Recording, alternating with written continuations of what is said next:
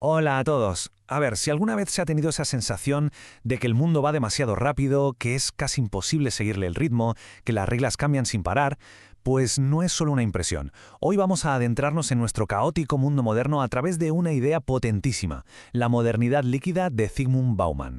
Fijaos, el poeta Paul Valéry ya capturó esta sensación hace un siglo.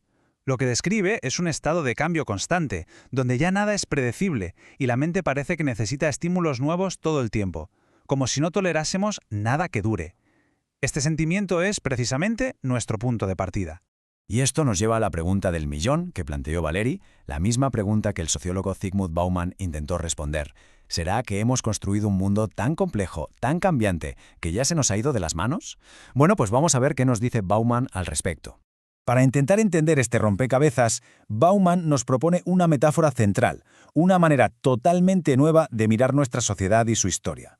Y todo empieza con algo tan básico como la diferencia entre dos estados de la materia. Pensemos un momento en las propiedades de los fluidos. No conservan la forma, se mueven, se filtran, esquivan obstáculos. Bauman destaca algo clave. Para los fluidos, lo importante es el tiempo, el movimiento, no tanto el espacio que ocupan, que al final siempre es algo temporal. Y aquí viene lo interesante de verdad. Cómo Bauman coge estas ideas de la física y las aplica directamente a la sociedad. A un lado tenemos los sólidos, cosas que mantienen su forma, que están ligadas a un espacio, que se resisten al cambio. Piensen en la estabilidad. Al otro lado, los líquidos, cambian de forma sin parar, fluyen a través del tiempo más que ocupar un espacio fijo, y lo suyo es la movilidad, el cambio constante. Esta distinción es fundamental para entender todo lo que viene ahora. Con esta metáfora en mente, Bauman nos cuenta que la primera etapa de la modernidad fue, en esencia, un gran proyecto de derretimiento. Pero ojo, ¿qué es lo que se estaba derritiendo exactamente? Esta famosísima frase de Marx es perfecta para describirlo. Se refería a la destrucción deliberada de las viejas tradiciones, de esas estructuras rígidas, las lealtades que venían de familia, las costumbres de toda la vida, las obligaciones que no te dejaban moverte. La modernidad, en sus inicios, fue una fuerza que buscaba disolver los sólidos del pasado, para liberar al ser humano. Y aquí está la clave de todo, el punto fundamental. El objetivo inicial no era ni mucho menos vivir en un estado de cambio perpetuo. La idea era derretir los viejos sólidos, que se veían como imperfectos, para poder construir en su lugar otros nuevos, mejores y sobre todo duraderos y predecibles. Se buscaba un nuevo orden, sí, pero un orden estable basado en la razón.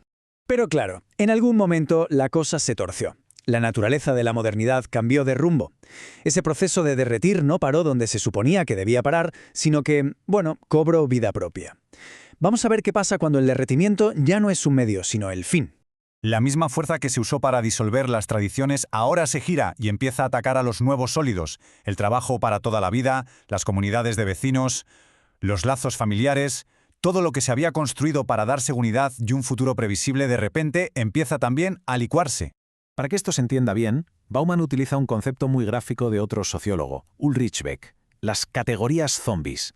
¿Qué significa esto? Pues que seguimos usando palabras como familia, clase social o comunidad, pero las estructuras sólidas que les daban un significado real, su autoridad, se han vaciado por dentro. Las palabras están ahí, sí, pero como un cascarón vacío. Y aquí llegamos a una de las consecuencias más bestias de todo este cambio. En un mundo líquido, sin estructuras firmes, sin puntos de referencia claros y estables, toda la responsabilidad de construir una vida con sentido recae de lleno sobre los hombros de cada individuo. El fracaso ya no es un problema social, es una culpa personal. Pero este cambio no solo afecta a nuestra vida personal, ni mucho menos. Ha transformado de raíz cómo funciona el poder y el control en nuestra sociedad. Y este cuadro lo explica de maravilla. El poder en la era sólida era como el panóptico de Foucault, esa prisión ideal donde un vigilante puede verlo todo sin ser visto. El poder se basaba en estar ahí, presente, supervisando y controlando en un espacio fijo. Pero el poder líquido es justo lo contrario. El nuevo poder no se basa en vigilar, sino en la habilidad de escapar, de desvincularse, de moverse sin que nadie te pueda atrapar ni controlar. Las nuevas armas del poder son la velocidad, la evasión y la desvinculación. Los más poderosos ya no son los que controlan un gran territorio, sino los que no están atados a ninguno. Los que se mueven a la velocidad de la luz, viajando ligeros, y así pueden evitar cualquier tipo de compromiso o responsabilidad a largo plazo. El resultado es una nueva jerarquía social que se basa fundamentalmente en la movilidad. Se le da la vuelta a los valores de la era moderna. Antes, estar asentado, tener raíces, era un signo de estatus. Ahora, la élite global es nómada, no tiene territorio y gobierna desde una distancia que la hace prácticamente inalcanzable para la mayoría, que sigue siendo sedentaria. Muy bien, todo esto suena muy grande, muy teórico. Pero, ¿qué significa en el día a día? ¿Cómo se siente vivir en este mundo líquido a nivel personal? Bauman nos deja una metáfora final que es potentísima para describir nuestra situación. Dice que el individuo se ha convertido en una especie de enchufe portátil, siempre en movimiento, buscando sin parar tomas de corriente donde conectarse temporalmente, ya sea un trabajo, una relación, una comunidad. Pero claro, esas conexiones son siempre provisionales, porque la toma de corriente de mañana puede que esté en otro sitio completamente distinto.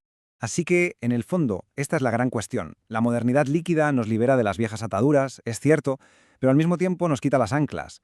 Si todo lo que antes nos daba estabilidad, un trabajo para toda la vida, una comunidad sólida, una familia estructurada, se está disolviendo, la pregunta que queda flotando es ¿cómo encontramos un suelo firme? ¿Cómo evitamos ir a la deriva en este océano de incertidumbre? Esta es la pregunta que Zygmunt Bauman nos deja, y es, quizá, la pregunta que define lo que es vivir en el siglo XXI.